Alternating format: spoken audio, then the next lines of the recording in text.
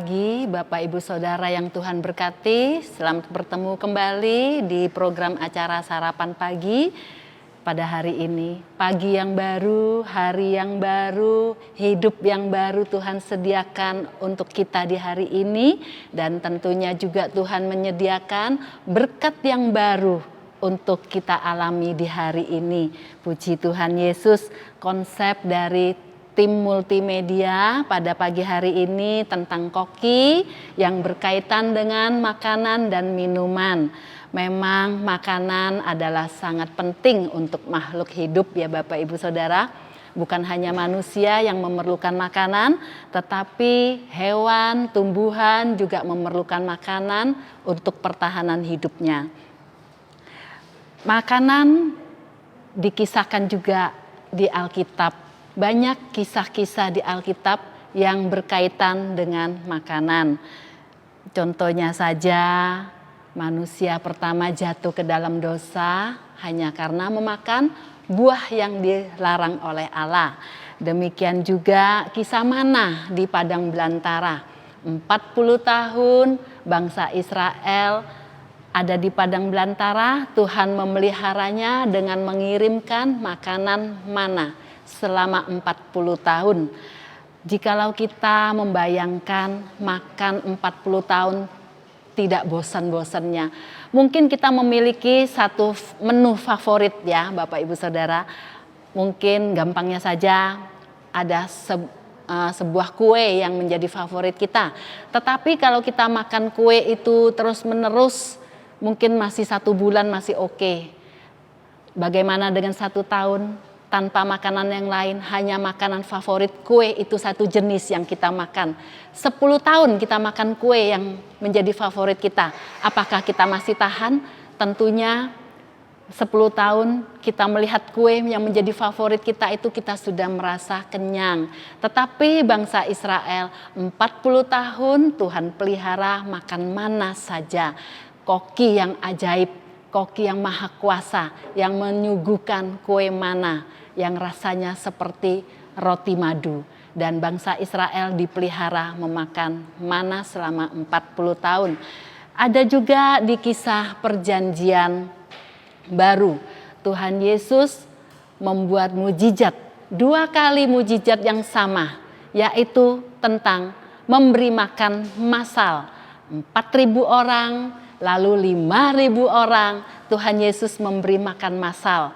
Dan tandanya kalau makanan itu sangat dibutuhkan oleh manusia. Sehingga mujizat yang sama memberi makan massal Tuhan Yesus lakukan 2 kali. Banyak kisah-kisah lain di Alkitab yang berkaitan, yang bersinggungan dengan makanan. Pagi hari ini judul dari menu sarapan pagi adalah tentang hidup untuk makan atau makan untuk hidup. Di sini ada 2 prinsip ya Bapak Ibu Saudara. Prinsip yang pertama, hidup untuk makan. Hidup untuk makan ada perumpamaannya. Saya akan bacakan di Lukas 12 ayat 18 sampai 20. Demikian di perkataan orang kaya di dalam perumpamaan ini. Lalu katanya, inilah yang akan aku perbuat. Aku akan merombak lumbung-lumbungku dan aku akan mendirikan yang lebih besar. Dan aku akan menyimpan di dalamnya segala gandum dan barang-barangku. Sesudah itu aku akan berkata kepada jiwaku, jiwaku, ada padamu banyak barang, tertimbun untuk bertahun-tahun lamanya. Beristirahatlah, makanlah, minumlah, dan bersenang-senanglah. Ayat 20, tetapi firman Allah kepadanya, hai engkau orang bodoh, pada malam ini juga jiwamu akan diambil daripadamu, dan apa yang telah kau sediakan untuk siapakah itu nanti. Nah Bapak Ibu Saudara, prinsip yang pertama ini hidup untuk makan. Orang yang tipe seperti ini, seperti di dalam perumpamaan yang baru kita baca, dia memanfaatkan hidupnya itu hanya mencari kepuasan. Kepuasan tanda kutip kepuasan makanan ya. Tanda kutipnya itu adalah hal-hal yang fana. Kesuksesan duniawi, keberhasilan-keberhasilan yang di dunia yang dikejarnya. Apa yang tampak oleh mata, apa yang mengenyangkan perut, itulah yang menjadi fokus hidup dari tipe orang hidup untuk makan saja. Dan dia mengira kalau hidup untuk makan, hidupnya ini hanya sebatas finishnya sampai di dunia ini saja. Dia lupa kalau kehidupan yang dialaminya di dunia ini mempunyai dua kehidupan, yaitu hidup secara jasmani dan hidup secara rohani. Tetapi prinsip yang orang memilih hidup untuk makan, dia tidak memikirkan hal-hal perkara-perkara rohani, karena yang dipikirkan adalah hal-hal yang tampak oleh mata saja. Hidup untuk makan membuatnya kehilangan hidup. Seperti ayat tadi 20 yang sudah kita baca. Jika malam ini jiwamu diambil, untuk siapakah yang telah kau sediakan? Orang kaya bodoh itu mengatakan bersenang-senanglah, makanlah, minumlah. Ya, bersenang-senanglah. Dia mengandalkan kekuatannya dia sendiri. Dan dia tidak butuh Tuhan karena stok harta kekayaannya berlimpah-limpah dan dia tidak akan menderita kekurangan satu apapun karena lumbungnya dirombak dengan besar, stok makanannya melimpah. Tetapi dia lupa ada kehidupan kekal yang harus dijalaninya sesudah kehidupan di dunia ini. Kehidupan kekal di surga atau kehidupan kekal di neraka. Bapak, Ibu, Saudara, prinsip yang kedua ini adalah makan untuk hidup. Dalam hal makan, Allah memberikan kepada kita ada selera makan. Allah mendesain perut kita untuk mencerna makanan. Tetapi bukan berarti bahwa kita harus makan sebanyak-banyaknya melebihi kapasitas perut kita. Makan sebanyak-banyaknya melebihi daripada apa yang diperlukan tubuh kita.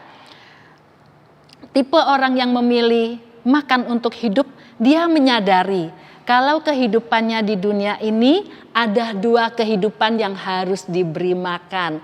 Kehidupan jasmani dan kehidupan rohani.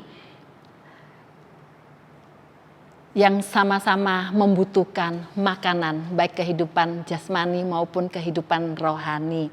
Makan untuk hidup membuat kita memperoleh hidup. Yohanes 6 ayat 27. Bekerjalah bukan untuk makanan yang akan dapat binasa, melainkan untuk makanan yang bertahan sampai kepada hidup yang kekal, yang akan diberikan Anak Manusia kepadamu, sebab Dia yang disahkan oleh Bapa Allah dengan materainya. Kita sambung dengan Roma 14 ayat 17. Sebab kerajaan Allah bukanlah soal makanan dan minuman, tetapi soal kebenaran, damai sejahtera, dan sukacita oleh Roh Kudus. Amin, puji Tuhan. Kerajaan Allah adalah hal-hal yang memang tak tampak oleh mata. Makan sebanyak-banyaknya untuk tubuh rohani kita, agar kita memiliki tubuh rohani yang sehat. Dan makan hanya secukupnya saja untuk tubuh jasmani kita. Dengan makan yang sehat akan memelihara tubuh jasmani kita. Dengan asupan gizi yang cukup, bila kita makan berlebihan untuk tubuh jasmani kita, tentunya akan timbul gangguan kesehatan bagi tubuh kita. Milikilah dalam kehidupan kita ini roti hidup untuk tubuh rohani kita. Seperti perkataan Tuhan Yesus yang dicatat di Yohanes 6 ayat 35, kata Yesus kepada mereka, "Akulah roti hidup, barang siapa datang kepadaku, ia tidak akan lapar lagi, dan barang siapa percaya kepadaku, ia tidak akan haus lagi." Milikilah stok roti hidup di dalam tubuh rohani kita, dan nikmatilah roti hidup itu, maka kita akan memiliki tubuh rohani kita yang sehat, yang menyenangkan Tuhan Yesus. Bapak, Ibu, Saudara, manakah yang akan kita pilih di pagi hari ini? Hidup untuk makan atau makan untuk hidup? Pilihan terletak di tangan kita. Kitalah yang menentukan untuk mencapai kehidupan kekal. Kehidupan kekal di mana? Di surgakah atau di nerakakah? Kitalah yang menentukan saat ini selagi kita masih ada di dunia. Tubuh jasmani kita bisa sakit, tubuh rohani kita juga bisa sakit. Di akhir-akhir ini memang banyak sekali medsos ya menampilkan dengan berbagai macam khotbah, dan bila kita tidak hati-hati untuk memilih khotbah, ada banyak khotbah yang menyenangkan telinga dengan penuh humor, dengan berita yang hanya berisikan berkat dan berkat dan berkat saja, yang ada juga khotbah dengan paham yang salah. Kita harus cermat, harus dengan hikmat Tuhan untuk memilih khotbah di media sosial.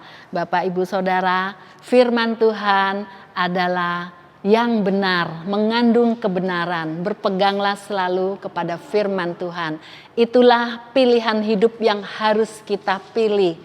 Inilah Bapak, Ibu, Saudara, dari menu pagi yang dapat saya sajikan pada hari ini.